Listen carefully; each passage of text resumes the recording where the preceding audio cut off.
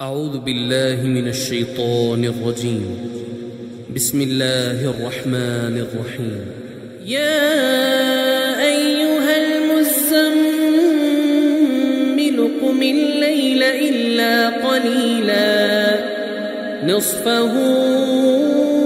أو انقص منه قليلا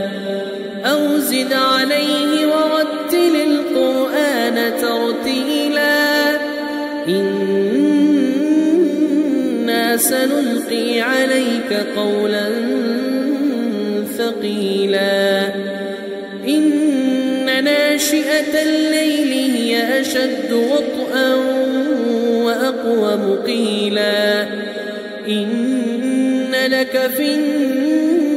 النهار سبحا طويلا واذكر اسم ربك وتبتل إليه تبتيلا رب المشرق والمغرب لا إله إلا هو فاتخذه وكيلا واصبر على ما يقولون واهجرهم هجرا جميلا وذرني والمكذبين أولي النعمة ومهلهم قليلا إن لدينا أنكالا وجحيما وطعاما ذا غصة وعذابا أليما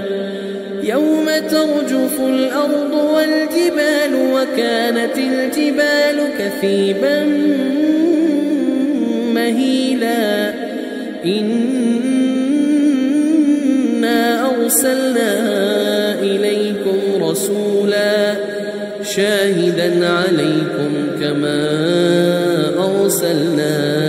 إلى فرعون رسولا فعصى فرعون الرسول فأخذناه أخذا وبيلا فكيف تتقون إن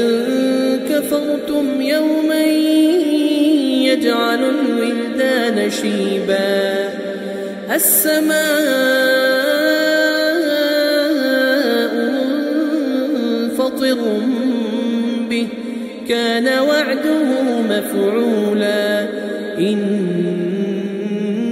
هذه تذكرة فمن شاء اتخذ إلى ربه سبيلا إن ربك يعلم أنك تقوم أدنى من ثلثي الليل ونصفه وثلثه وطائفة من الذين معك والله يقدر الليل والنهار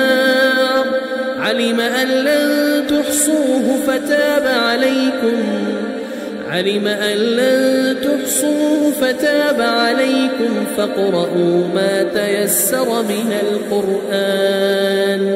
علم أن سيكون منكم مرضى وآخرون يضربون في الأرض يبتغون من فضل الله وآخرون يقاتلون في سبيل الله فاقرؤوا ما تيسر منه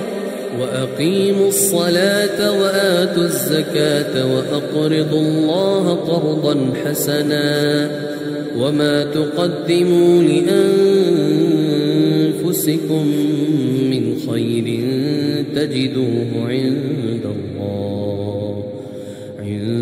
الله هو خيرا